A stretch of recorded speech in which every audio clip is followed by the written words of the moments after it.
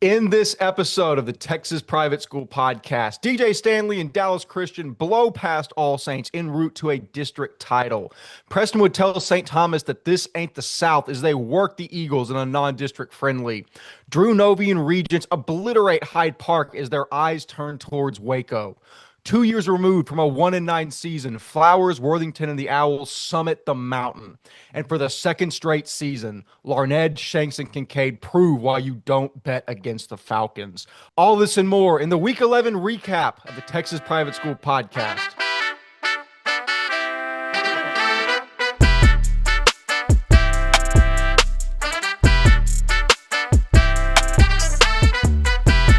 Hello and welcome back to another episode of the Texas Private School Podcast. As always, I am one-third of your hosting crew, Wes Tolleson, joining you from frigid Sunnyvale, Texas.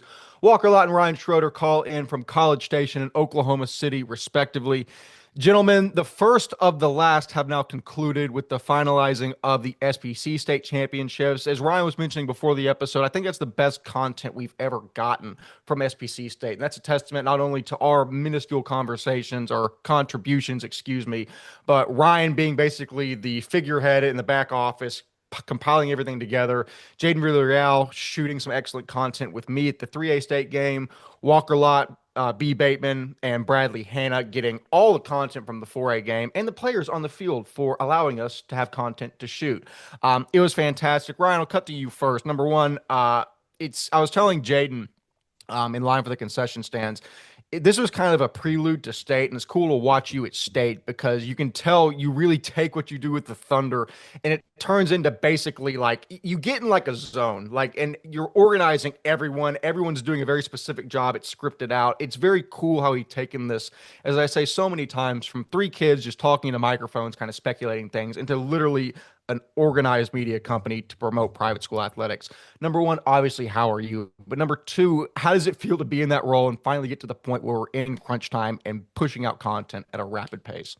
It's so funny. I feel like we've all grown over the years in like our respective areas and stuff. Like even Walker and stuff with the graphics. Like think about everything you can see from any of us. Wes, like your script writing, everything else, like all of that has evolved over the years and stuff. And I think it's just me as well. Like everything I learned from Oklahoma State and then, now with the Thunder as well, just kind of like being able to key in little bits and pieces into that is really, really cool. With all that being said, I mean, last night was great. We were able to push out a lot of content, which I was very happy for. Like you just said, and Walker said too, is like some of the most we've ever done for SBC. It always falls at a weird time because it's literally hitting as the regular season for TAPS ends, and so you're trying to prepare for that and stuff as well. So, but I'm so proud. I'm glad we had 5 people on site. That's I think more than we've ever had on site for these games too. So, and for these games to be at the exact same time, and for us to still be able to do what we did, I was very impressed. So, very excited to see what TAPS has here in about 3 or 4 weeks. No, absolutely. It's the most beautiful time of the year, not just because we're running up on Christmas, but because the Texas private school slate is in full force. Walker Lott, to Ryan's point, you just released all the graphics for the state championships. Not only have our on-site graphics just evolved into, I think, some of the best in the game, quite literally, but the playoff brackets are beautiful, dude. The growth from obviously year one to now is fantastic, but how does it feel to kind of take a step back, look at our profile grid and say, holy crap, like we're kind of like the real deal. Dude, it's insane, man. I think one of the things we really wanted to do, I know a couple of years ago we started we wanted to do more Instagram and we've saw it where I mean the views wise per month is insane and like just on the brackets alone where we dropped them yesterday 20 hours ago is over 100,000 views on that one post, which is utterly insane.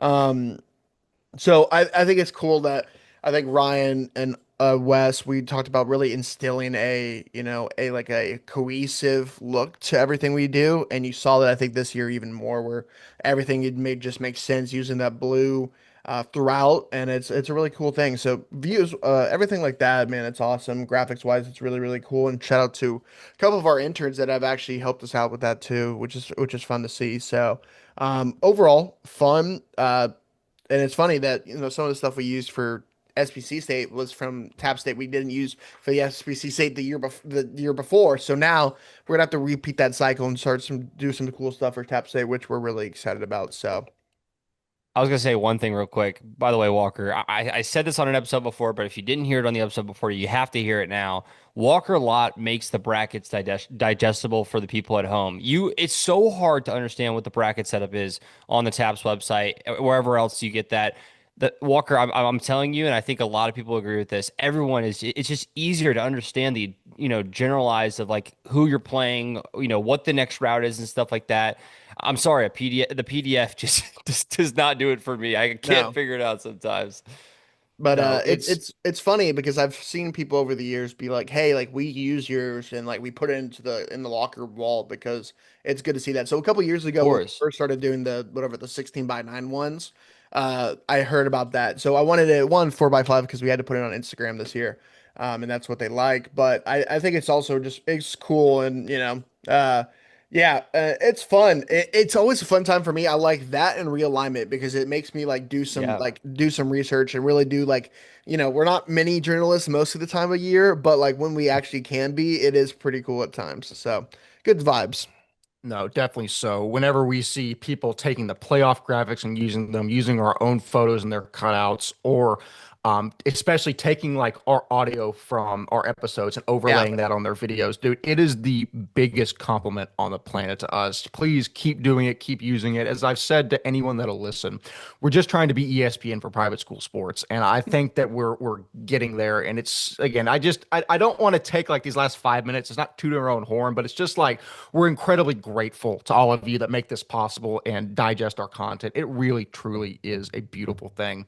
Walker Lott, I know you mentioned before we got into the episode that you had something you wanted to hit Oh before yeah. we got into it. So now I'm curious as to what that's going to be. So we were talking about reliving the glory days because of course we do it so much. And that's the only context you're going to get to that post or into that conversation. But the conversation I had was a hypothetical. If we we're back when we were playing, okay, in this hypothetical. We were TXPS media back when Wes and I was playing football.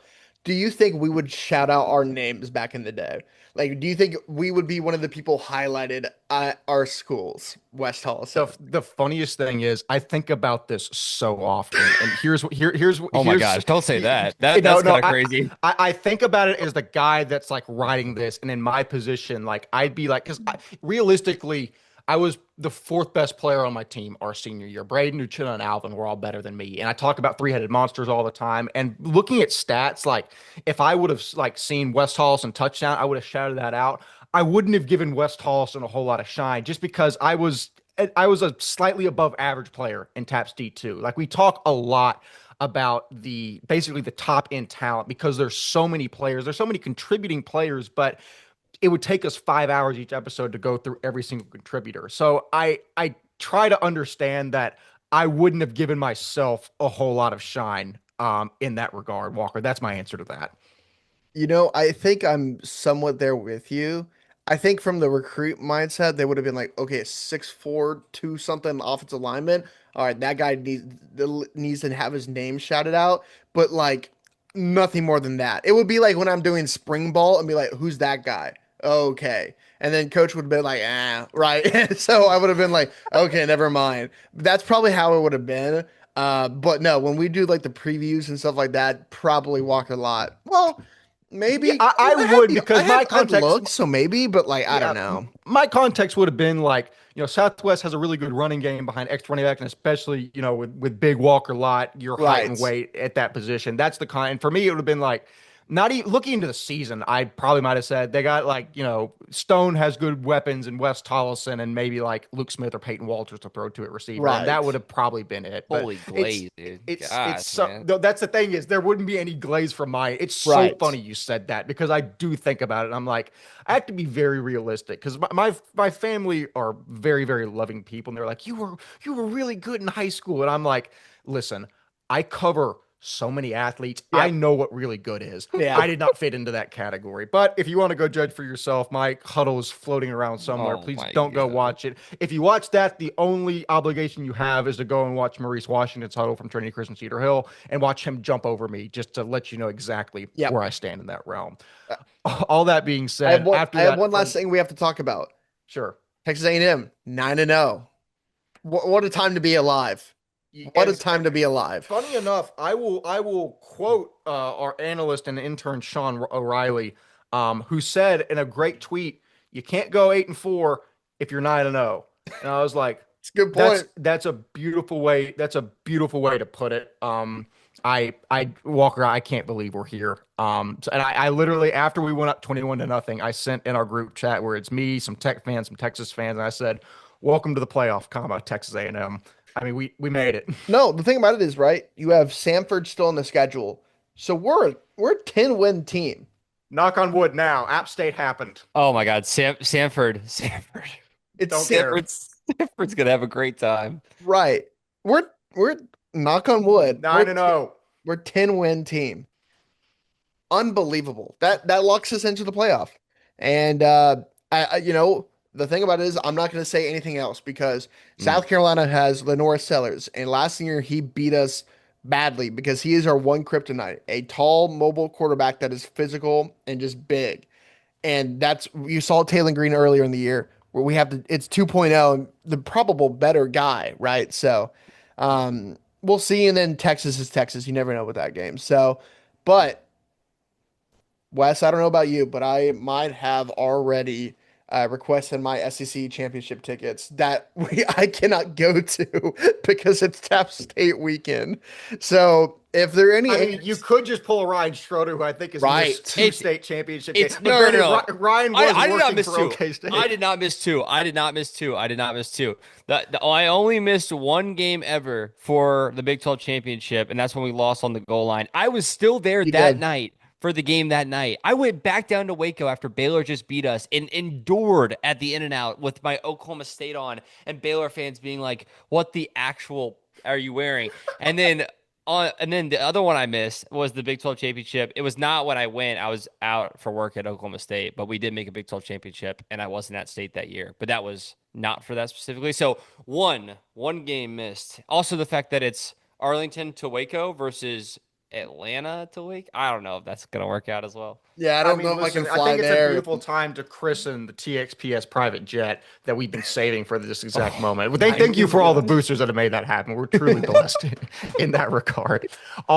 And by the way, if anyone would actually like to fund a TXPS private jet, you know who to call. I think we've got some other priorities there first, but maybe that's in the Hey, cards if somewhere. Marcel Reed can get a private jet sponsoring him, why can't TXPS? You know what I mean?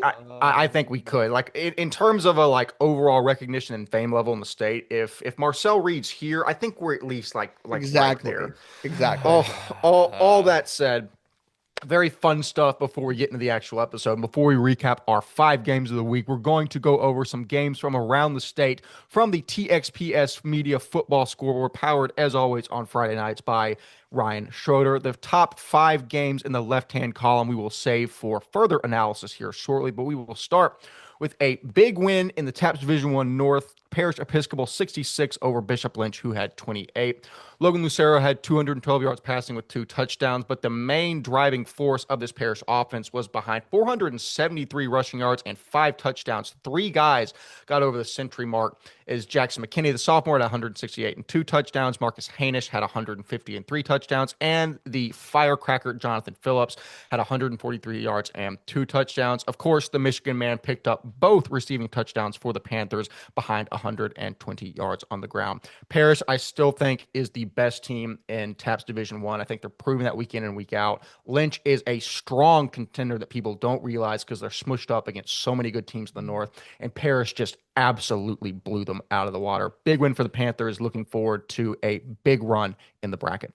Yeah, absolutely. That was a close game and a half, and then 66 points in the second half. What a game. Going to the next one, TC Addison wins over Nolan Catholic 51-10. This was the game for the last seed in playoffs this year. This was the game to decide it, and there's a lot at stake. And shout out to the Trojans for pulling it out. TC Addison, stat-wise, Davis Crumrine, the sophomore, gets more reps than the senior Hunter Flat, with something interesting to watch. 10 of 17, 242 and 4 touchdowns. What a night for the sophomore quarterback.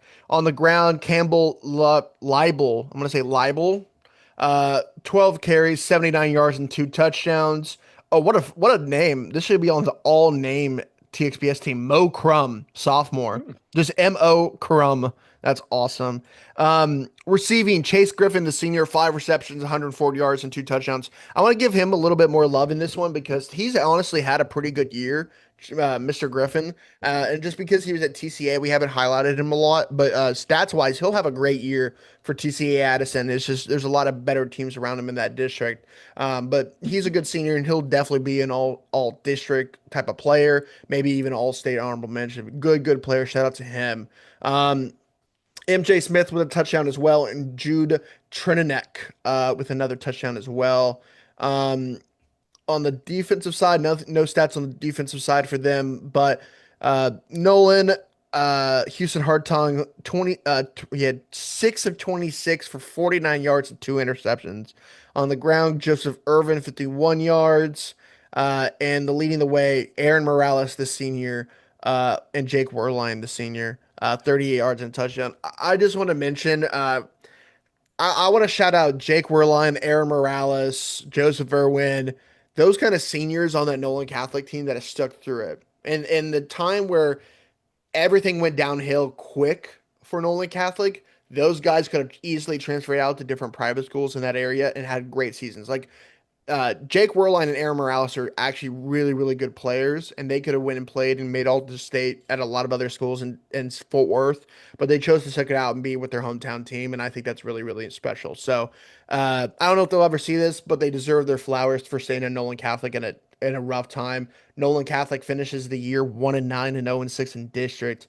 The rebuild has to happen, man. They have to have buy-in from the administration to get this team going and get guys in there, man. They need to rebuild that Nolan Catholic team to even a credible team in that district. For like a Frisco legacy level. Just get back there and they can go back up. So shout out to TC Addison on the win. Next game, Antonian versus Central Catholic. Rogan Parson gets the big win here, 53-21 over Central Catholic. That now created a 3-way tie between Central Catholic, Antonian Prep, as well as Austin St. Michael's. And if you haven't already, make sure to look at the brackets that Walker has posted, how it worked out. And Walker, you can correct me if I'm wrong. Yep. Antonian in the tie now takes the 3 spot in that district. The 4 spot goes to St. Mike's, and the 5 spot goes to Central Catholic. Yeah, and I'll detail it a little bit more for you while we're actually talking about it, because the next game is also the other game that mattered, where St. Mike's played Concordia Lutheran. Okay, so it ended up St. Thomas had the first spot with 6-0, Concordia in the second spot at 4-2. And then Antonian, St. Mike's, and Central all ended at 3-3, and that came down to point differential between those 3 teams up to 21 points maximum, where Antonian had the 16 plus 16, and then Central at minus 13, and then St. Mike's at number minus 3. So Central gets the 3rd spot in that district. Or Antonian gets the 3rd spot in that district, to answer your question. Yep. Perfect. Where are we going from there? Oh, I'll talk about the next game then, and then yeah. Wes, you can bounce back as I watch this game. St. Mike's pulls out the win and the dying breath, 29-28 over Concordia Lutheran. This was a massive game for them. This was either you were going to be in that 5th place seed or 4th place seed in that district. That's what everything came down to this game. And I believe Concordia Lutheran was without their starting running back in Malik Liberty and also Ryan Nejek, the quarterback. So they were down a couple of their star players, but St. Mike still pulls out the win. This was a close game throughout the game. It was like 14-14, 21-21, and then it was 28 Concordia, St. Mike's 21. Nico Anderson, this team drive down the field, and we posted because the video was awesome. But like I said, it was Nico Anderson throws it up back corner of the end zone. Andres Patino, one of the stars, all-state players in TAPS Division 1, over the shoulder, right into the bucket, and it's a massive catch for the touchdown. And so then it was crazy. There was like 10 minutes of figuring out what to do next, and it was like, okay, 2-point conversion. All right, let's go for the win here. This is what matters, right? So they go out there, go up to the line of scrimmage. Someone calls a timeout. I think it was Concordia. All right, then they meet with the teams, go back out. All right, let's meet again. Let's go do it. All right, timeout again. I think St. Mike's. Then they go back to their timeouts. Then they finally come back out. Nico Anderson figures some stuff out, and I believe it was kind of a crossing route by Andres Patino. Little tap over the middle. He runs it in, dives in for the end zone, takes the lead 29-28. St. Mike's defense gets the stop on the next drive. They knee it out and they win. What a game for them. That's just pure heart, man. Who wanted it more, and they did. So shout out to St. Mike's. St. Mike's, Nico Anderson's finishes 23 of 41 for 212 and 3 touchdowns. Ian Quinn leads on the ground with 32 yards and a touchdown. Andres Patino, man, what a player. 141 yards receiving, 3 touchdowns and 15 receptions. I mean, that's unbelievable, man. Tackles wise on the defensive side of things, Ian Quinn leads the way, 12 tackles, 3 TFLs. Dylan Straight, 11 tackles, 3.5 TFLs. Danny Smith, the senior, 6 tackles, 3 tackles for loss. 1 sack from Mark Young. PBUs by Danny Smith, Roan Goldberg, Ryder Carroll, Dylan Straight. And hey, our guy, Jacob Garcia, caused a forced fumble in this one as well. Shout out to the kid. Dylan Straight with 2 fumble recoveries and Sage Garasic with another fumble recovery. Overall, great night for them. It's just, those are one of those games those seniors are going to remember forever, man, of just pulling out the win against a tough team, the number 2 seed in that district for a reason, and St. Mike's pulls out the win. To go back to the playoffs, because we'll talk more about playoffs. We'll talk about it now. Because of that, Antonian plays TC at Addison round 1 in San Antonio. Central has to drive up to Dallas to play Bishop Lynch round 1. I wonder where Wes is going to be. And then St. Mike's gets to host their game now with Legacy Christian, Ryan's alma mater, going down to Austin for that one. So a couple good, interesting matchups in TAPS Division 1 because of these 2 games.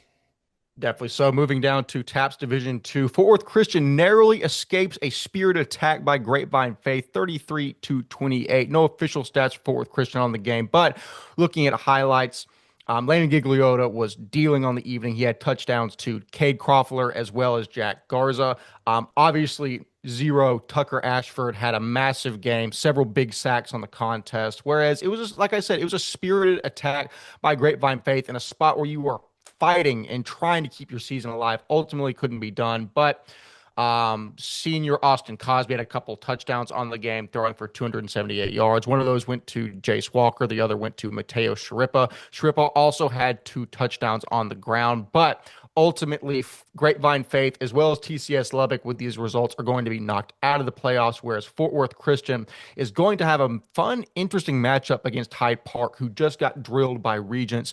We're going to see if the North versus South argument also works in TAPS Division 2, although it's not really South because Hyde Park is in that logistical district of death, which puts them in the North. But with realignment, all the Austin schools are going back to Austin in a district, which I think is beautiful by TAPS because the last 2 years have been disgusting with that district. That being said, big win for Fort Worth Christian. I think certainly a team, while not at the upper echelon in those top 3 in Division 2, I think certainly with all the athletes can make noise. Absolutely. I guess, yeah, it's going to me now. Brook Hill beats Brentwood 49-0. Not much to say here stats wise. I think looking at the score tracker on Max Preps, what's his name? 21 Brig Hargett had 2 touchdowns in the first quarter, and that kind of led the way for them. Not much to say here. Brook Hill was the better team, and they won so in that fashion. I just want to shout out Brentwood and Braden Jennings over there. This is in his high school career at Brentwood.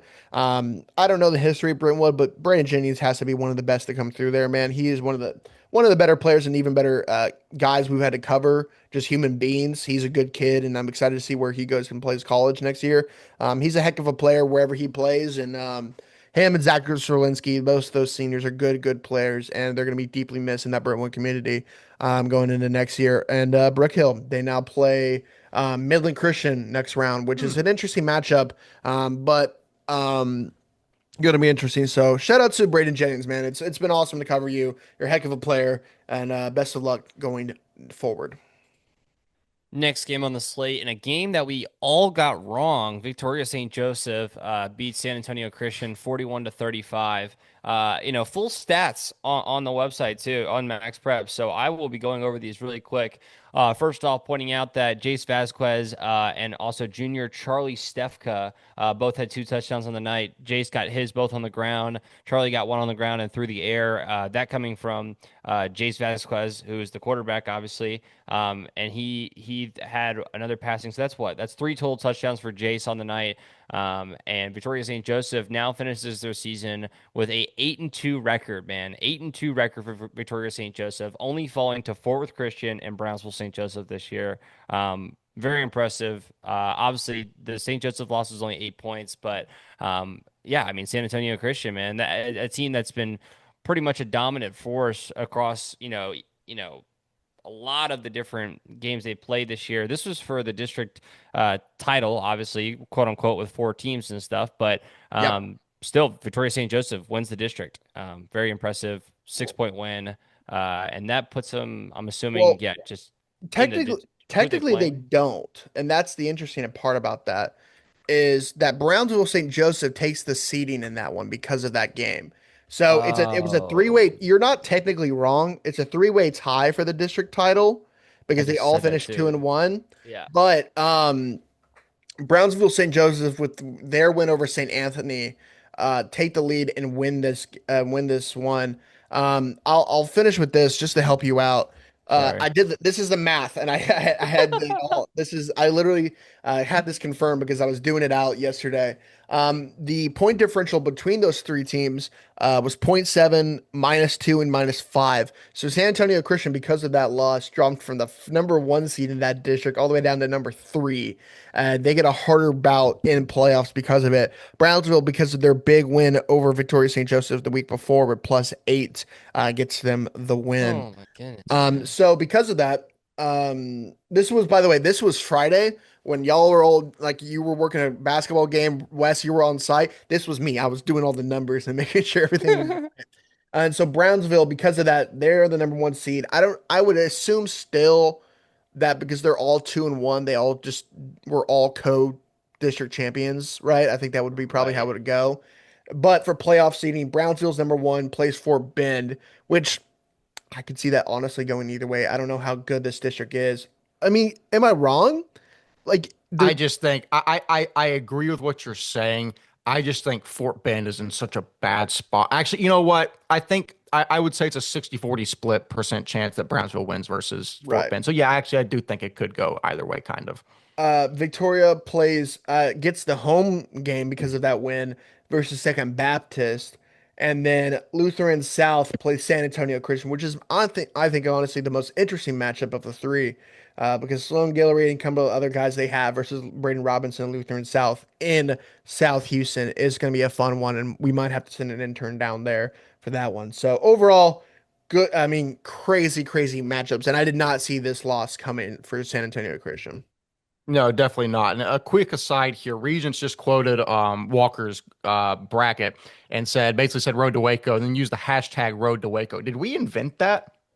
No, but no. There's no way we invented something that's commonly used for road to Omaha, road to But has any official TAP slogan ever said Road to Waco? Because if not, I'm saying we invented it. Sure, I like that. There we go. That's the final thing I'll say there. I think it's very funny that we get Road to Waco while UIL gets the Road to AT&T Stadium, and we're like, Waco. It's Sure, like man. the least sexy slogan of all time. We actually zoom out. It's like, it's Waco. That being said, it's the road to the state championship, and it happens to be played in Waco, Texas. Nothing we can do about that. Maybe the Alamo Dome one day, but we'll save that for another time. Next game in the D2 South, TWCA gets a massive victory to the chagrin of Bradley Hanna, 48-7 over Fort Bend Christian. As the stats show, Santiago Fernandez had a very efficient 14 for 17, 235 yards, and 5 touchdowns. 4 of those went to a single player that goes by the name of Baron Meacham. He had 6 receptions. 4 of those went for touchdowns, 124 yards total, averaging 20 yards per reception. That is a pretty dadgum good night at the office, if you ask me. Braden Stevenson also had a touchdown off 16 yards receiving. In terms of the rushing stats, Joshua Cox and George Hormack had touchdowns with 80 and 64 yards respectively. Again, it's business as usual. Fort Bend has had a tough season. I think they'll have an opportunity to rebuild, but especially losing your coach and having some injuries earlier in the season, it's a tough road. But that being said, TWCA with this win, especially not struggling, but having a big test last week against Lutheran South. This is what you have to see against lesser opponents. Like I said with DC, like I said with Regents, to establish yourself as a state title contender. They did that, and especially even without Julio Fernandez, Santi's top target on the year, where you can just plug a guy in like Baron Meacham, who's one of the fastest cats in the state. It's a wealth of riches. They're going to be just fine. We're going to look up, and they're going to be deep in the playoffs. Absolutely. I'm adding on to what Baron Meacham does. I was sent something last week about that Baron Meacham in kickoff returns leads the state in not public and private in kickoff yards per attempt with 61 and a half. Stupid. That's unworldly. So what's funny is that they stopped kicking to him in this one because, right, finally you stop kicking to him, and then he still scores 4 touchdowns. Unbelievable. Going into the next game, Pantego Christian loses to Covenant Christian 35-27, in a big win for the Cougars out there in Colleyville. It's an interesting one. This was the battle for that second place spot in that district, of course, trying to figure out who wants to come out on top. But Cougars come out with the victory, man. Shout out to them. I'm pulling up the box score now. And Covenant Christian, Janikowski leads the way, 18 of 30 for 292 and 2 touchdowns. On the ground, led the way. Aaron Turner for 4 carries, 68 yards and a touchdown. Receiving wise, a lot of people got theirs. Aaron Turner, 5 receptions, 131 yards and 2 touchdowns. Lucas Wallace with 100 yards on the night. And also Braden Wathen with 69 yards himself. On the defensive side, Tim Costello, 12 tackles and 2 TFLs. Grant Cruz, 7 tackles on TFL. Lucas Wallace, the senior, gets the other 7 tackles. A sack for Noah McMillan. And then a interception for Gabe Hill, Braden Wathen, and a forced fumble by Tim Costello. What a night for him. Overall, a great night for those guys. They lock up the 2nd seed in TAPS Division 3, District 1, and they play Church John Paul in round 1 because of that. And then they would play DC in round 2. On the flip side, Pantego plays Dallas Covenant in round 1. And that could be an interesting game. I'm excited to see how that pans out. And then they will play, if they win, they would play the bye winner of New Braunfels Christian in round 2. Now, Wes, this is my thing to you, and then we can hop over to Ryan. Would you rather play, I think, the easier opponent, Insurance John Paul, in round 1 than get locked up with DC in round 2, or play the harder team in Dallas Covenant with probably an easier team in round 2 in New Braunfels Christian?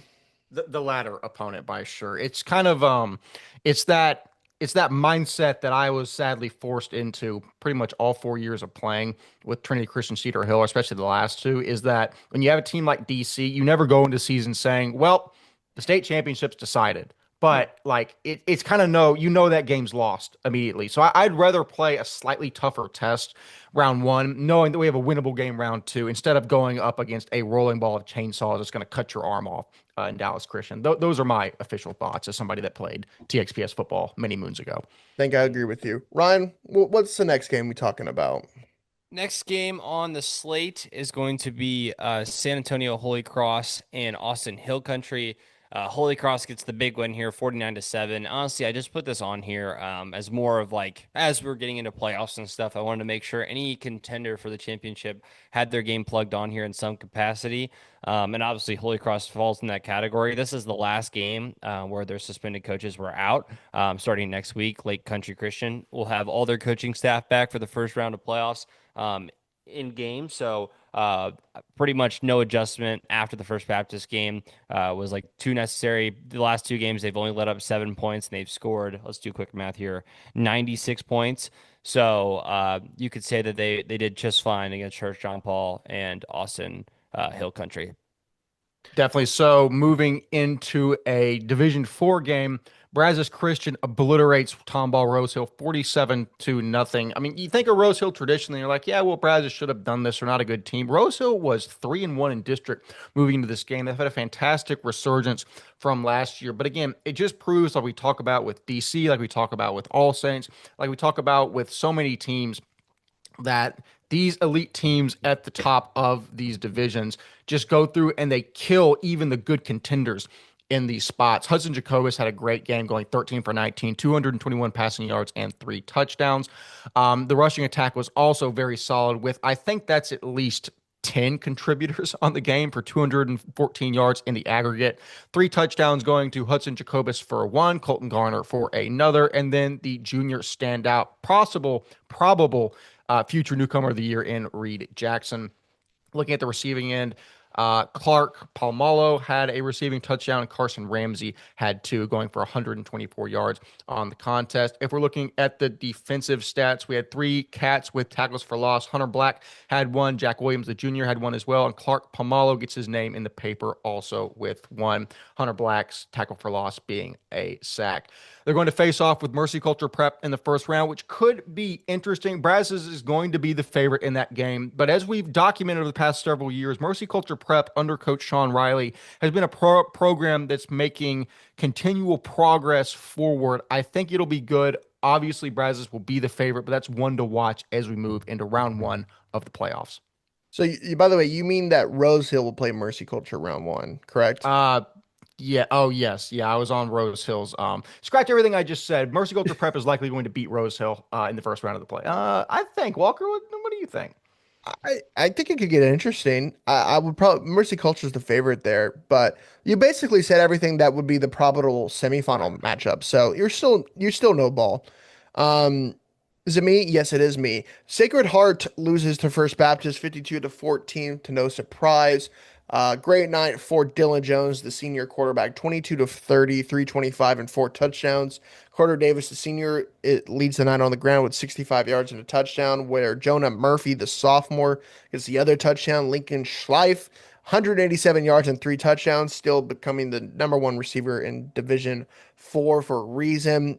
Case Lambeth with 55 yards.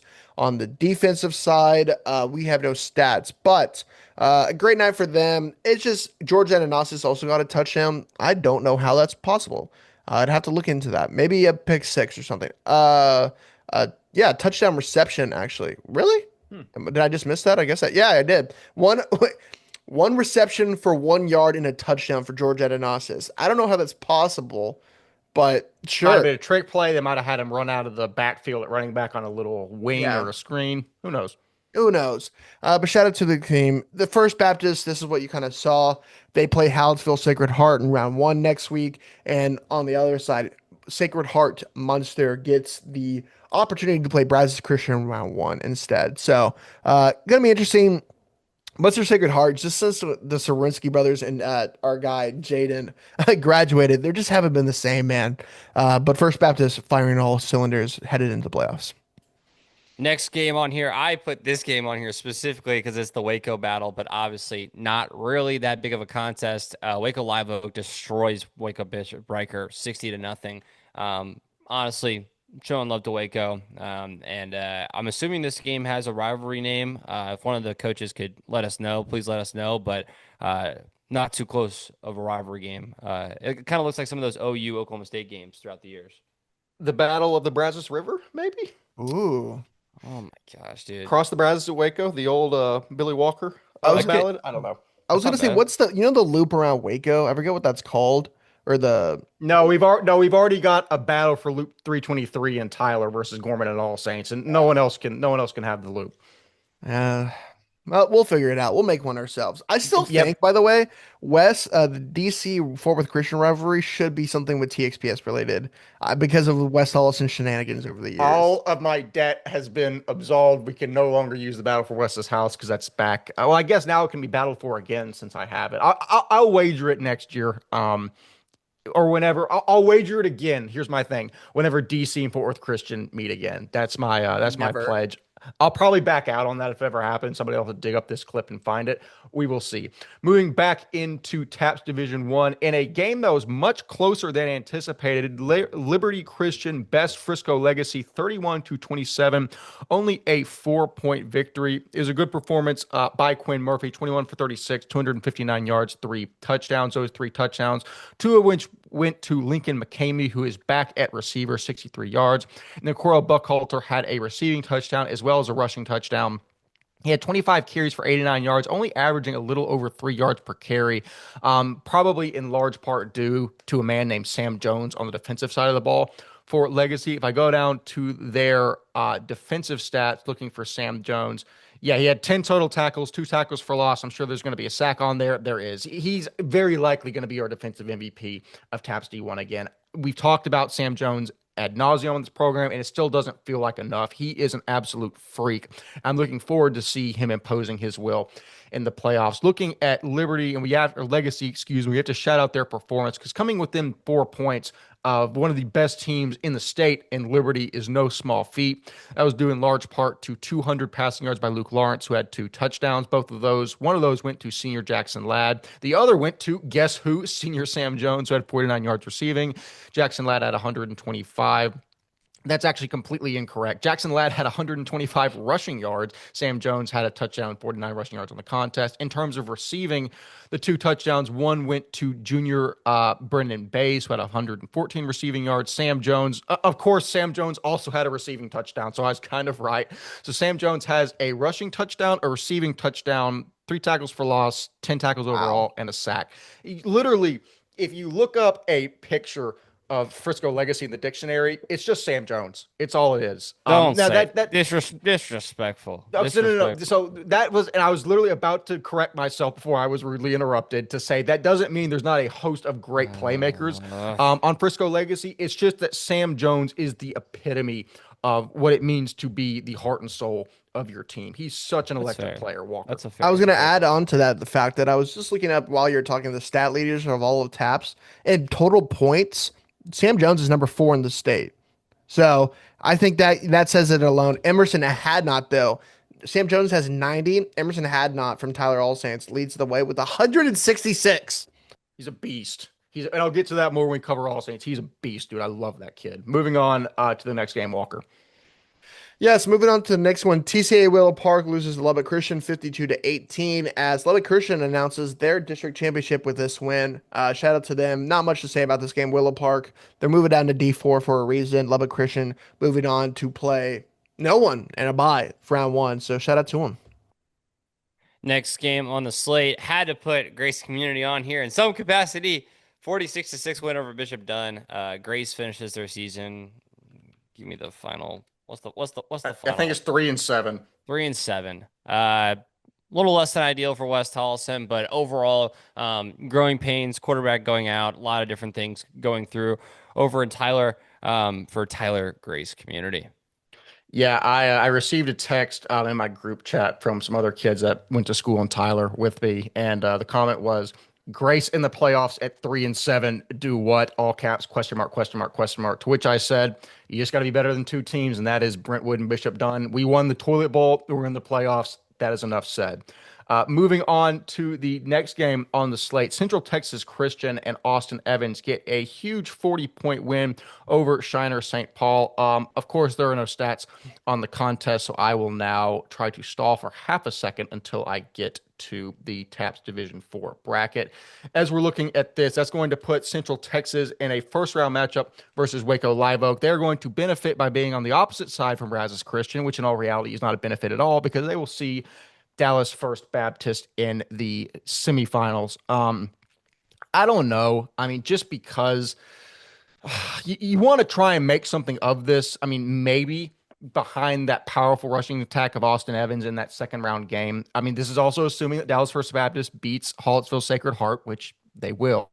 But, I mean, maybe there's a chance that Central Texas Christian could play ball control and keep the ball away. We saw them keep up for at least a half against First Baptist last year, if you don't remember. All that being said is I think then you realize they have Corey Thomas. They have, I think it's either Jaden Morales or Jaden Martinez they brought over from DeSoto on the defensive line. There's too many good squads or too many good players on that squad. All that being said, is a big win for Central Texas Christian. Keep an eye on that semifinal matchup and see if it's close at halftime again versus First Baptist as it was in 2024. I'm going to take this next one here. All Saints defeat Southwest Christian 58-20. All Saints completing another season going 10-0 in the regular season. That is now, and I'm going to check this. Yep, 2 seasons in a row going 10-0 in the regular season. They are now 24-0 respectively over the last 2 seasons with the state championship title last year.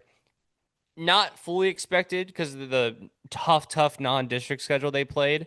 But as we got into district, they had a couple games that were the TCS Lubbock game was weird, but other than that, not really anything close in district wise. All Saints will see Grace Prep round 1 next week. You kind of knew it was coming.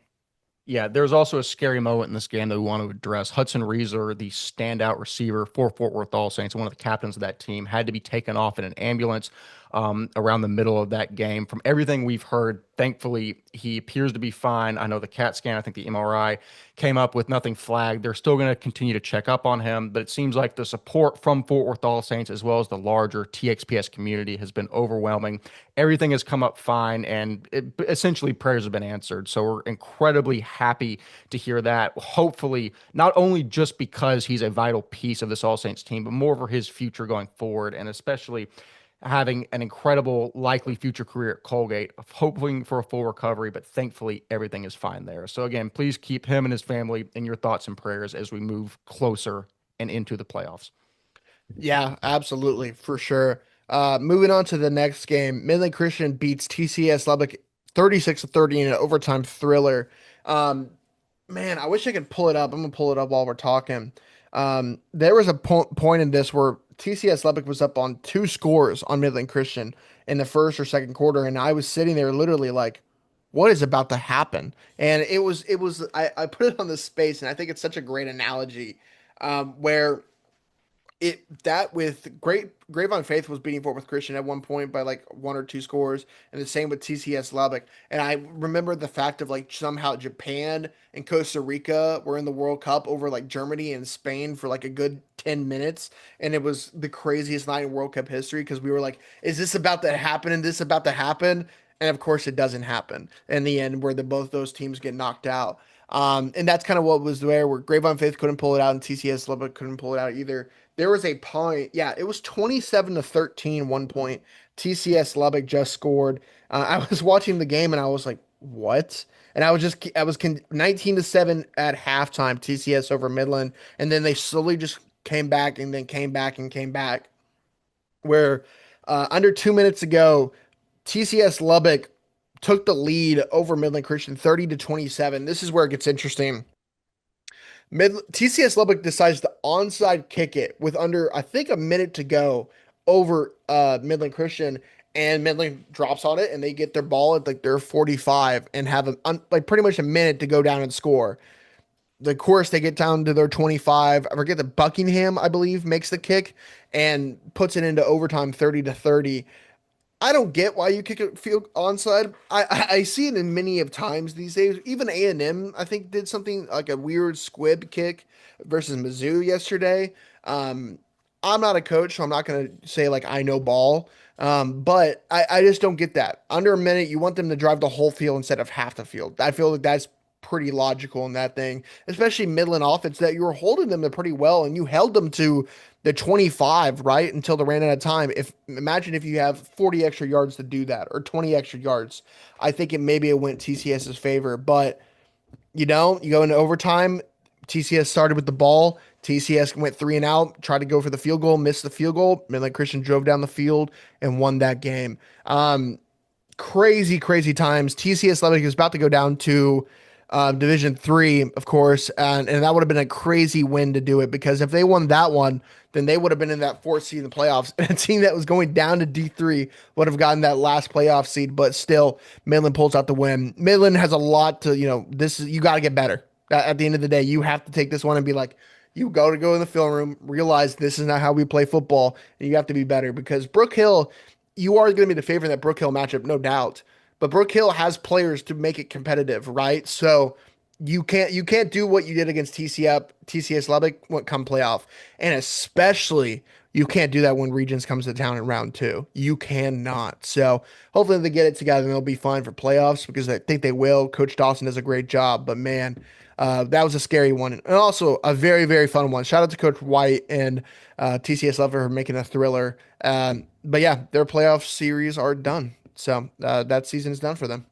Yeah, definitely so. 2 points on that front. The first of which being I really feel for TCS Lubbock because after an incredibly tough season in maybe the hardest district in all of TAPS, they're within inches of beating the top two teams in those divisions and they in the district and they just come up short in both. I mean, that just really stinks because you know that you have the players, you have the scheme to win these games, and ultimately it just doesn't materialize.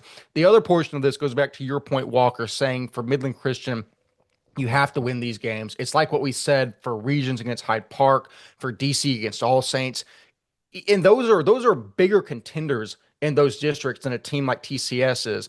It reminds me of a quote from Jack Klosek that I think comes from coaches at Kinkaid is that good teams beat the blank out of bad teams. It's what has to happen if you want to be a title contender. You see All Saints doing that. And I say that you didn't see All Saints do that against TCS Lubbock. So I don't know what's in the air in Lubbock. Walker, was this game at Midland or is it in Lubbock? It was in Lubbock.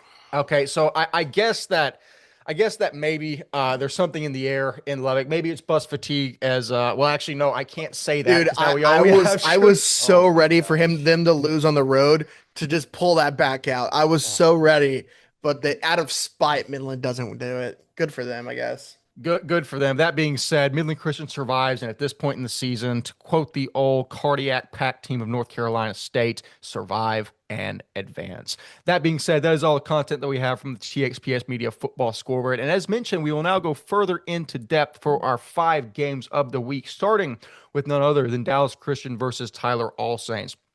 I've got to take a quick second. First of all, shout out Grant Tonic for hooking me up with the DC shirt. This is now, I think, the second or third Dallas Christian shirt I've gotten. They somehow they seem. I will put in a request from here on out that we need to get 3. We are a package deal as a facility. We need 3. That being said, I'm not going to get greedy. These are some of the coolest shirts that I ever get.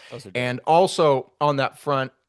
It's odd because Dallas Christian were huge rivals of mine. I don't think they viewed it as a rivalry because they always killed Grace. But I mean, I've had family that's coached there for forever, and it honestly feels most like home going back there than almost any school I cover now, even my own alma mater. I'm incredibly grateful for the people I get to see, shake hands with, catch up every time I go back. It really does feel like home, and I'm incredibly grateful for all of you crazy people that listen week in and week out. It makes what we do fun, and I'm incredibly appreciative of it. That being said, in terms of the actual game, DC informs us that they care not for our narratives of competitiveness in Division 3 as they state in no uncertain terms that the title still runs through Mesquite. I'm on record as saying if DC wants to establish themselves as a legit contender in Division 3, this has to be at least a 28-point win. Well, the final margin was 47.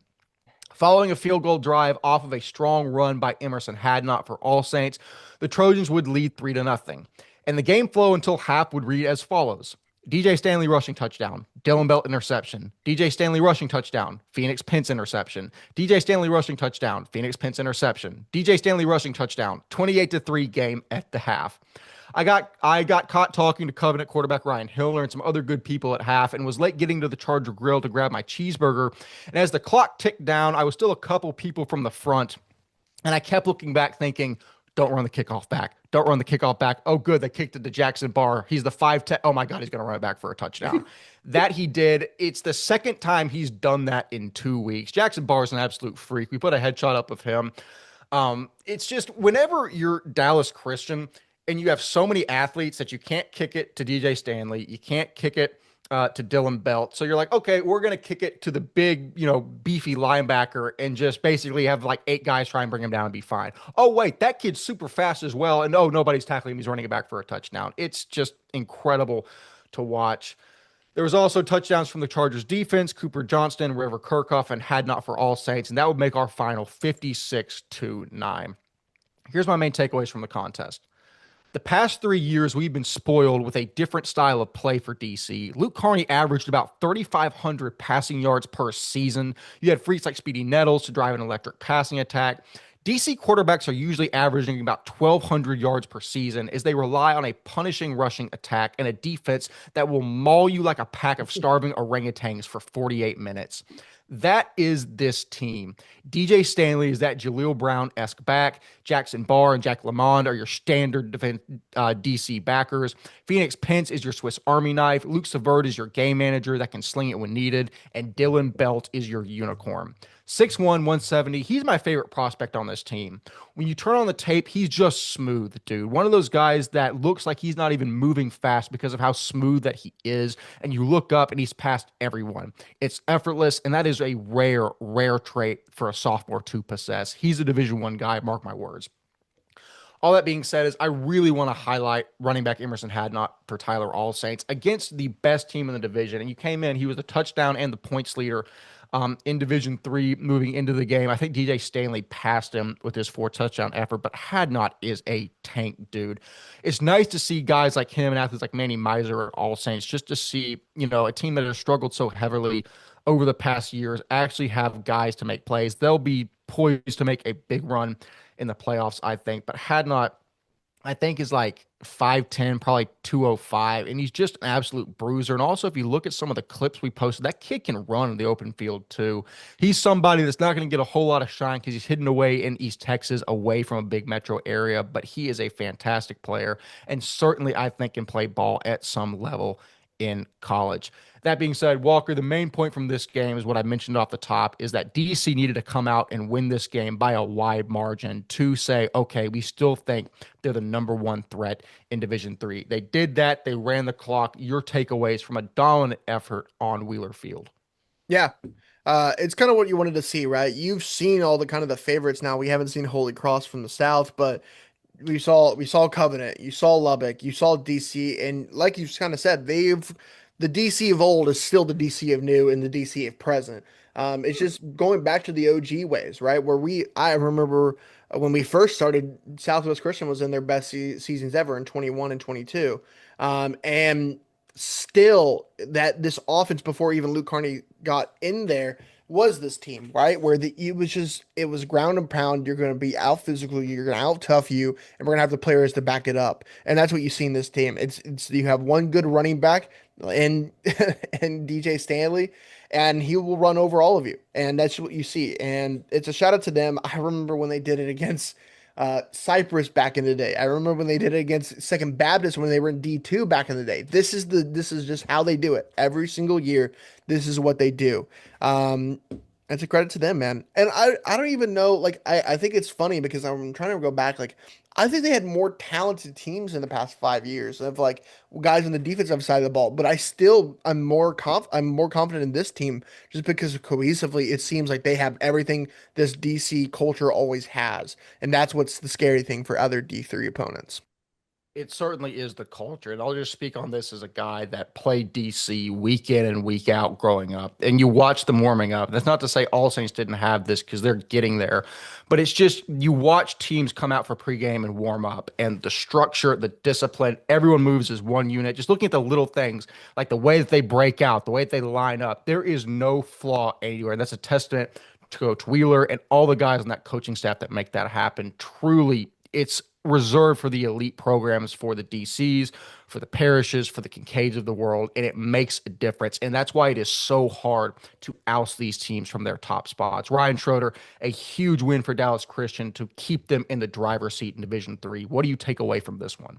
Yeah, I mean, DJ Stanley is a dog, dude. He's 15 touchdowns in the last 4 games, almost 650, 700 yards, something like that in the last 4 games. Like, absolute dog. But I mean, defensively as well, right? I mean, you hit on it, but the fact that Jackson Barr can go out and get 4 TFLs, then take a kick 6 back, like, I just think that's like, you're exactly right, Walker. Like, they're well rounded. Like, this DC team is well rounded. Jack Lemon going for 3 TFLs. Cole Crane got 5 TFLs. Like, they have defensive dogs. You pair that with a rushing attack with DJ Stanley and Luke Savard as well. Like, I don't know, man. You're right, Walker. Like it kind of feels like they're building the pieces around of like what is a cohesive Dallas Christian team, you know? So I agree with what both y'all said in terms of what's ahead for them heading into this last month of the season.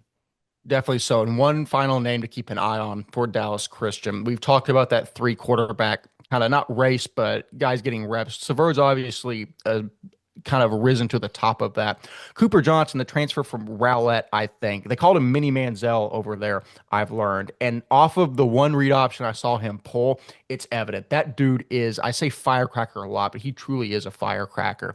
I think he's got the potential. He plays a lot of defense for DC as well. I think there's a really good chance they could stick him in somewhere, whether that's the slot, out of the backfield to make plays for DC. I think he'll be a big X factor for this Chargers team as we move into the playoffs. I'm very high on him. He's only a junior, so we'll have another year of him making plays in 2026.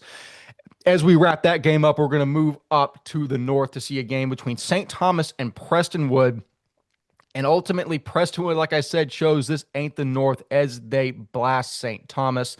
To open the game, the Lions would blitz down the field for a William Taylor touchdown. Then one of the best in the state, and Michael Taylor, would drill a 40-yarder. He has a long of 47 on the season to make the score 7-3. Following a 27-yard connection from Luke Glass to Gio Darisaw, William Taylor would punch it in again from 2 yards out to extend the Lion lead to 11. Preston would then get the ball back, and Glass would hit senior tight end A.J. Morial in the flat as Prestonwood was running the ball so efficiently that they could essentially lull the Eagles to sleep and then do whatever they wanted off of play action. The Lions would get the ball back again, and senior Trent Clarkson would boot a 28-yarder through the uprights as Prestonwood would go up 24-3 with 5 minutes remaining in the half. And honestly, it felt over at this point. But St. Thomas did not feel the same way as Pierce Jacobson would beautifully head fake the screen and launch a bomb to his main man, Nate Tidwell, on the skinny post for a 45-yard score to make it 24-10 with 2 minutes remaining in the half. But that was 17 more seconds than the Lions needed as Glass and company would drive the field and he would launch a floater to wide open Braden Bixler as St. Thomas just flat out lost him, which is likely the result of the breakneck pace PCA was playing at, 31-10 at the half. St. Thomas would come out of the locker room and Jacobson would rip off a gutsy 27-yard touchdown run to make it 31-17. And as the quarter wound down, Luke Glass would cap a 15-play drive by handing it off to Will Taylor for his third score of the game, which would conclude our scoring at 38-17. Walker Lott, we looked at this game extensively. We said how great it was that these two top dogs in the division were matching up in essentially a friendly non-district match before playoffs to see where everyone was standing at. Obviously, it goes without saying that both teams probably weren't emptying out their playbook for this game as they need to save a lot for the playoffs just because this game means nothing in terms of seeding, but you are playing for pride. And what we're looking at, assuming both teams were equally conservative in their play calling, this is a huge win for Prestonwood. I think it shows us yet again, we had that question was that it's obvious that St. Thomas is the top dog out of the South. And in years past, we've always said all things equal, the northern teams are better than the southern teams. And it seems here that Prestonwood, as the third best team in that three-horse race out of the North, is better and considerably better at that than the best team out of the South. What does this mean to you for this specific matchup? And then looking deeper into the TAPS Division I playoffs, we could be in for another year where Division I really makes their mark over the South. Yeah, and this was a game where I was watching it most of the time, and this was a game where they both ran their ones, like for considerably amount of this most of this game. And I think you just saw we're in the trenches. St. Prestonwood is just better. St. Thomas just is not there yet. Compared to those northern schools and running the ball, William Taylor had 185 yards on the ground and 3 touchdowns on 33 carries. The guy had a great night. Compared to Javon Waldron only had 43 and Miles Stewart had 28. Those are two dang good running backs. But you saw in the trenches, they kind of locked them down. And when you stop this running attack for St. Thomas, that kind of just depletes their kind of whole scheme at the moment. So a great win for Prestonwood, and it just shows that, like I've said multiple times, this paragraph I'm saying, in the trenches, that's where it matters. And Prestonwood and the North especially is just better. And that's a testament, and that's something that St. Thomas can improve on, and hopefully they can take this and be like, okay, this is the level that Division One North schools play at, and the physicality, the demeanor, the meanness that they play at.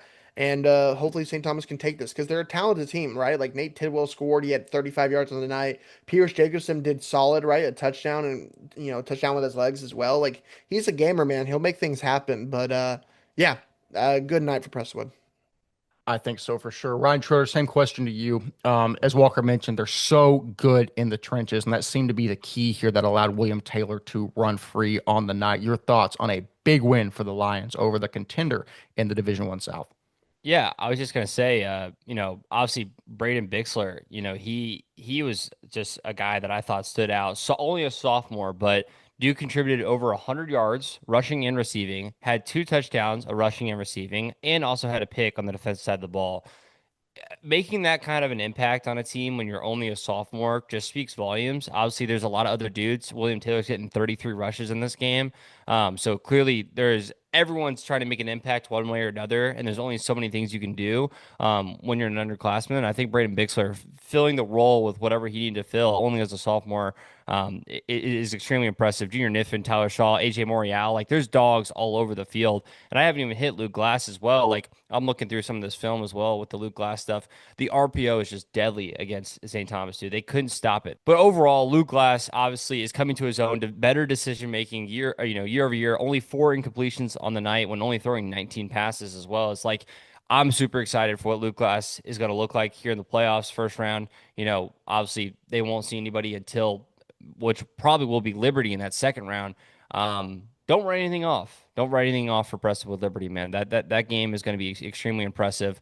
14-point game the first time around. I'm expecting that game to be as close as it can be at this time. So we'll get to that in hopefully 2 weeks. But I'm liking where Prestonwood is at right now.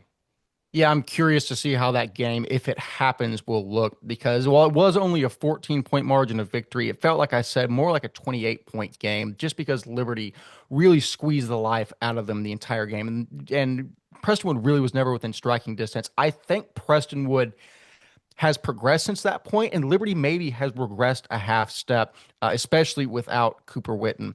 All that being said, I think it'll be incredibly fun. I think any of the top three in Division One can beat each other, even though I say Parrish, actually, especially with that big win over Lynch, Parrish seems to be the dominant force. But we will see all that playoff only in a few weeks here as we get into the TAPS Division One playoffs. And now moving on, Ryan Schroeder turned into a ghost, even though it's only past Halloween. But that being said, ooh, crazy. That being said, Walker and I will continue the show with the two of us. Looking at the next game in TAPS Division Two, Hyde Park traveled to Regents as Regents pats Hyde Park on the head and says, maybe next year, little brother, as the Knights cruise to a 48-7 victory to cement a district title. The first thing I heard about this game was a text from Walker, which said, Drew Novy just took back the opening kick for a touchdown. This is going to be a bloodbath. And a bloodbath it was indeed. Jack Devine throws for 205 touchdowns, 2 to Cade Millington, 1 to Kalon Millington, who I legit thought was a duplicate glitch in Max Preps for a second, 1 to Isaiah Mills, and 1 to Drew Novy. Matthew Robb would record a rushing score on the evening. Junior Cole Canepa would garner 3 tackles for loss, and Charlie Burton, who is labeled only as player 45 for some reason on Max Preps, would record 2. Walker, it has been 10 years since Regents last lost a district game. My question to you is 10-0 on the season, massive wins through their district, and a big non-district win against Kinkaid. Is Regents in All Saints' stratosphere? You know what? I'm going to say for the media perspective and make it more interesting as it's now official playoffs. Yeah, absolutely they are. They have the quarterback, they have the receivers, they have the defensive players as well. They have skill position guys all over the field. Their offensive line and defensive lines were the only team all season to stop Kinkaid's rushing attack. So I think that's a testament to the self of like they're technical, they're technically sound in the way they are. They're fast, they're physical, and so I think also in the trenches they'll be good enough to compete. I don't know if they'll win, but I think they'll be good enough to compete. And skill positions wise, you saw it last year in this matchup where Millington and Smith had great nights. So I think it happens again in this one. So and then whatever his name is, Jack Devine is on other tear right now that no one in Taps Division One can't keep up with. Where I'd have to pull it up again. I have to find it, but it's otherworldly of what he's doing right now. I think he leads all of Taps in passing yards right now. He's having a great year. Overall, Hyde Park under Roby is headed in the right direction, but like you said, there's levels to this thing. There definitely is. Yeah, that Divine, and again, he's a great player in his own right, one of the best in his class, but he benefits so greatly from so many good receivers, whether that's Millington, the other Millington, Novi, and I guess even Isaiah Mills, the freshman running back, catching some touchdowns as well. But it's one of the best offenses in the state, if not the best. That game in the semis against All Saints will feed families, and I only wish they could be on opposite sides of the bracket so we could watch them match up at state. All that being said, we're going to move into our two SPC title games of the slate, starting with the 3A game that myself and Jaden Villarreal were on site for, Oakridge versus Country Day. And 2 years removed from a 1-9 season, Flowers, Worthington, and the Owls achieved perfection en route to a Southwestern Preparatory Conference title. But it did not seem this way early in the contest.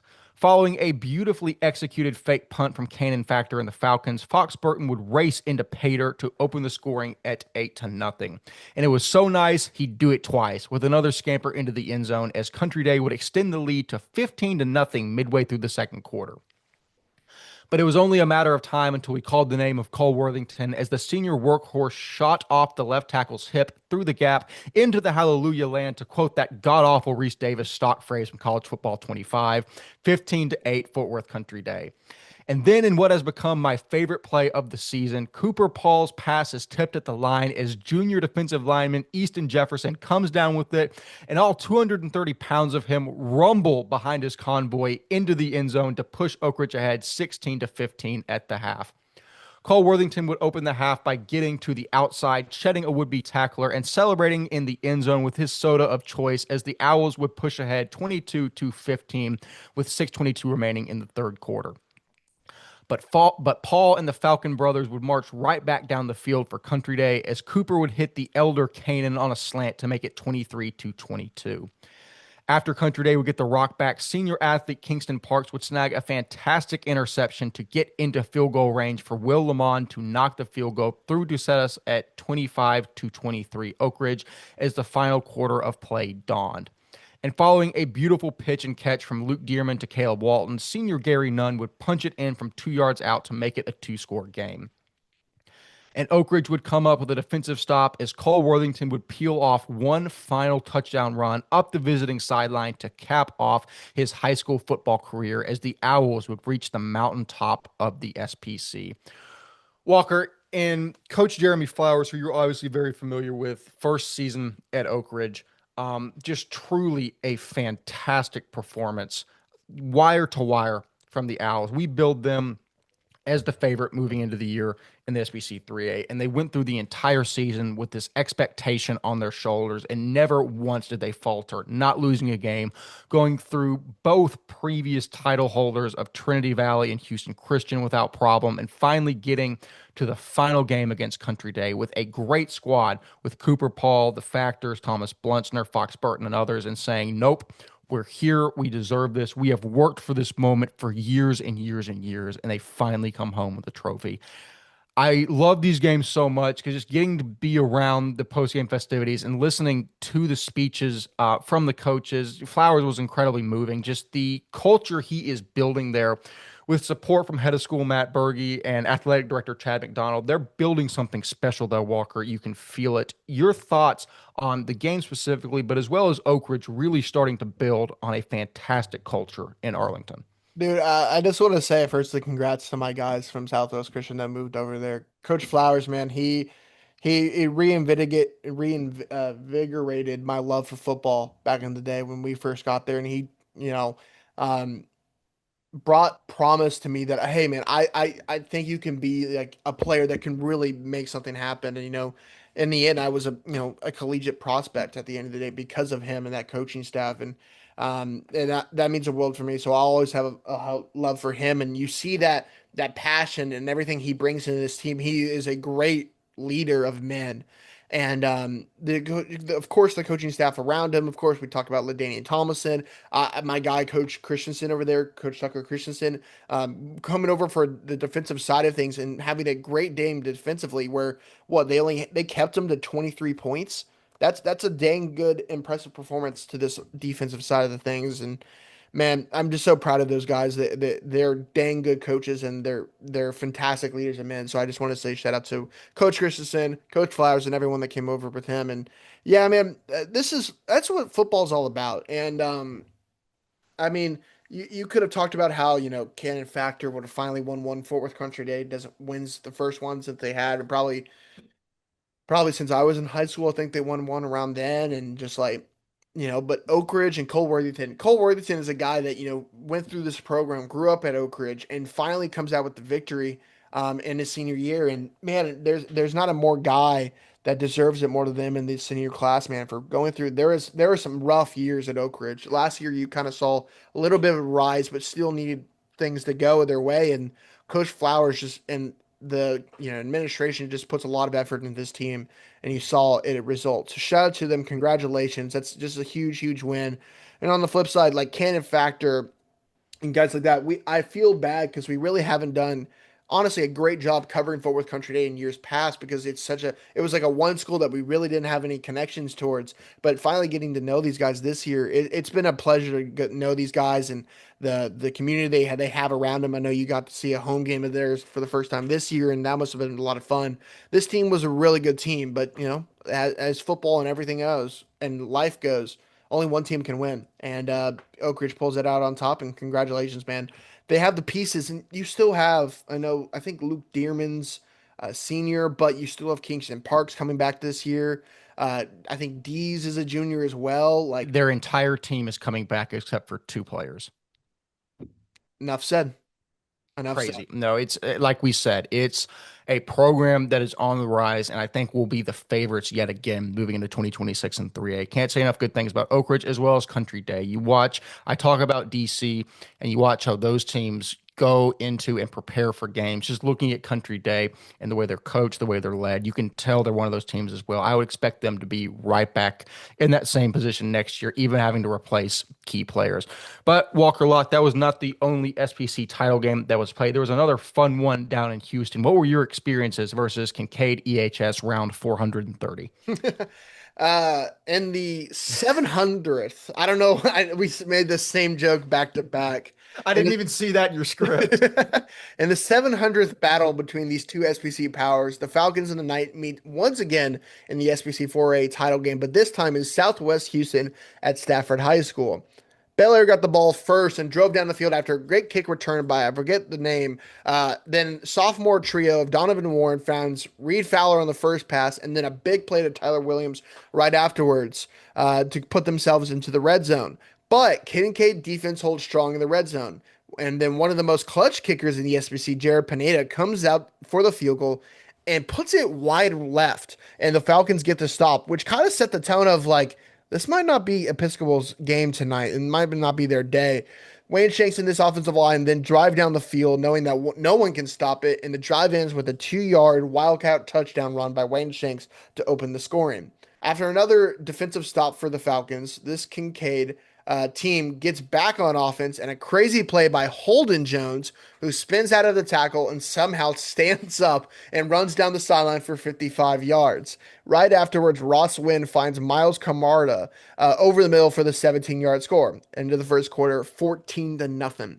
The Kinkaid defense doesn't slow down again, and Nate Chambers gets the massive interception. And because of that, Wayne Shanks gets the ball again on offense and finds the lane down the sideline for the 40-yard score. On the next drive for EHS, a couple good passes from Warren to Fowler and Hetherington get them into the red zone, and then they finally get on the board with a Brooks Allen 3-yard run, finishes the drive, 21-7. And then, of course, next drives, I don't remember exactly what, but the Alex McGinn field goal finishes the half to make it 24-7 at the break. Kinkaid then drives down the field to start the second half with Ross Wynn getting a 15-yard QB keeper for the score. Episcopal responded great with another great pass from to Fowler, and Brooks Allen finishes the drive with the score 13-15 into the third quarter.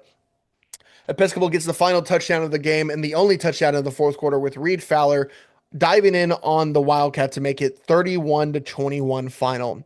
In the end, Kinkaid once again proves why the saying exists of you can never bet against the Falcons. Nathan Larned continues to be the standard of the SPC with 8 state championships and reaches the milestone of 100 wins. The fact that you reached 8 titles, or now 8, 7, let's say that, 7 titles before reaching 100 wins as a head coach is downright absurd.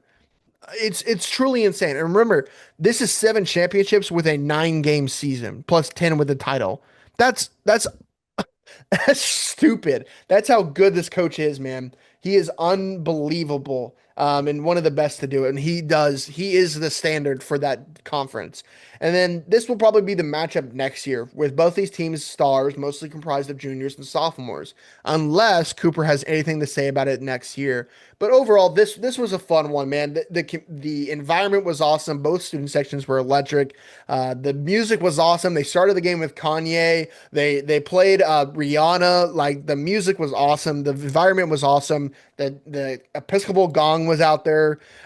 It's awesome, man. It's a lot of fun. And you know, we talk a lot about the SPC and a whole. It's the 700 matchup between these two teams, but it's because of the cultures of these two teams, right?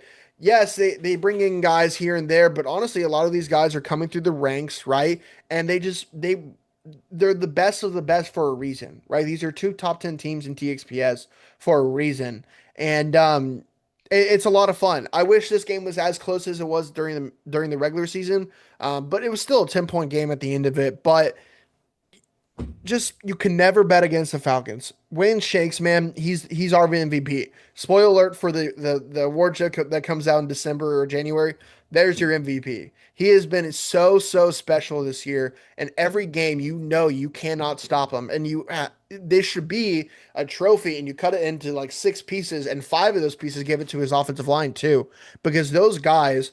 They're not the biggest. Their left tackle is the biggest at like probably 6'4". He's a junior.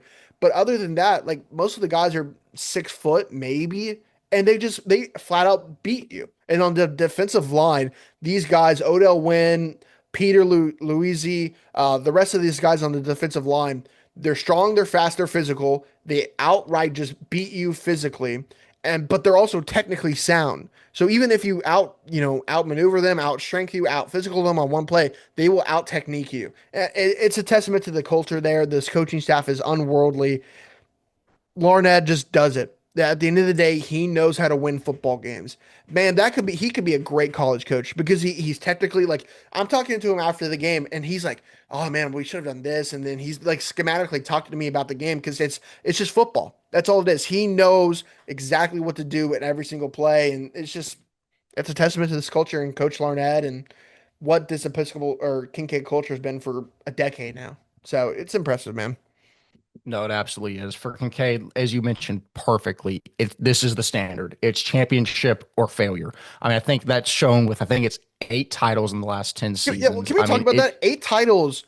I don't even think, does Wheeler have 8? Like, it's close. Like, it's close. Nathan Larned. I don't know. I don't think he's 50 years old. Is Nathan Larned on the Mount Rushmore of Texas private school football coaches before he hit 50 with 8 titles? I think he's got to be. It's truly insane. And as you mentioned, that's so easily shown in just talking to you after the game, because you just won an SBC state title. Everyone's celebrating. It's like, well, this is what we could have done better. It's like, dude, take a second and like enjoy this moment. But that's like you said, it's the standard. I think even people can cater, like, I don't know how we're supposed to get super excited about this because we've won so many of these. It's a testament. And like you said, even not having the biggest guys, obviously you have great prospects in Wayne Shanks, in Drake Olson, who will be good, in Ross Wynn, who's a fantastic quarterback. But it's just looking at the fronts, like as we mentioned, which drives football games. They're not the biggest, they're not the strongest, but they're smarter than you, they're better coached, and they're going to win games because of that. On the flip side, I think you bring up a good point that both these teams will be here. I think Episcopal is going to be very good next year. Obviously, They're going to lose guys like Madden Morgan and Jake Campbell, but Donovan Warren's back. Reed Fowler's back, which is huge.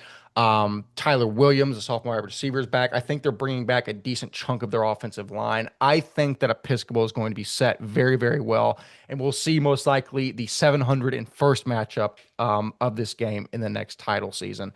All that being said, incredibly fun. Thank you for all these teams for allowing us to get credential, come out in these games, and shed a little bit of light into Texas private school football and the excitement and the energy that comes with it. Final point. Yeah, I wanted to, I've tried to make a couple things when we're talking about games and guys we've covered for a long time and just shouting out when they're seniors and this is the end. Madden Morgan is one of those guys, man. We've covered him since he's legitimately been a freshman, and watching him his progression has been awesome. He's a dang good football. He's gonna be he's gonna be in the running for a lot of awards in our award show season because he is a fantastic linebacker, and a college is going to be very lucky to have him on board. It's been awesome to cover him and that senior class, Jacob Campbell, Tommy Heatherton, a couple of guys other than that. It's been awesome to cover those guys. And so shout out to them. And then on the flip side, Peter Luzzi, Alexander Donnelly, we've talked about those guys forever now. It's been awesome to cover these guys. So shout out to them and best of luck going forward. Definitely so. All that said is, like we said, it is the first of the last as we wrap up the Southwestern Preparatory Conference season. A fantastic year of chaos in both divisions, as it always is. But that being said, that is all the content that we have to cover from this slate. We will be back in your feed on Thursday evening, previewing the first round of the TAPS playoffs. It's here. It's upon us. We will give you all that content and an exclusive breakdown of all of our 5 games of the week when we get there. But all that being said, for myself, for Walker Lott, for the late, or he's not deceased yet, for the recently departed Ryan Schroeder, that still sounds like he's deceased, but all of you know the point. I've been 1/3 of your hosting crew. Them two have fantastically been themselves. We will see you in the round 1 playoffs. See you later.